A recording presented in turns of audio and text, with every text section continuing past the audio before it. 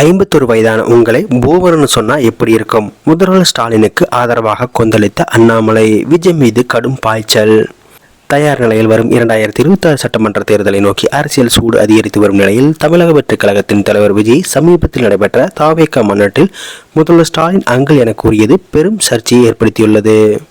இதுகுறித்து பாஜக மாநில தலைவர் அண்ணாமலை பத்திரிகையாளர் சந்திப்பில் கடுமையாக விமர்சித்துள்ளார். நீங்கள் மேடையில் பேசும்பொழுது ஒரு பதவி வகிக்கும் முதலமைச்சரை மாமான்னு கூப்பிடுறீங்க. இது சினிமா மேடையா?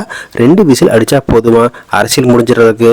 இப்படி ஏதாவது சொல்லினா ரொம்ப நாள் இல்லை விஜய். அவர்களை யாராவது பூமர்னு சொன்னா எப்படி இருக்கும்? 51 வயதாக இருக்கும் ஒரு மனிதரை பூமர்னு சொன்னால் சந்தோஷமாக இருக்கும். அரசியல் ஒரு பொறுப்புள்ள மேடை, அதில் பேசும் வார்த்தைகளுக்கு ஒரு அடையாளம் இருக்கு என்றார் அண்ணாமலை. மேலும் இன்னைக்கு தாமரை மேலே தண்ணி கூட ஒட்டாது, எப்படி தமிழக மக்கள் ஒட்டுவாங்கன்னு சொல்கிறாரு. தமிழகம் முழுக்க என் மாமா, உங்கள் சித்தப்பா, நம்ம உறவுகள், தமிழர்கள் எல்லாம் சேர்ந்து 18% வாக்குகள் தேசிய ஜனநாயக கூட்டணிக்கு போட்டிருக்காங்க. இவங்க யாரும் வெளியூர்ல இருந்து வந்தவங்க கிடையாது. தமிழ்நாட்டில் நம்ம மக்கள் தான் கூட்டணிக்கு ஆதரவு தர்றாங்க.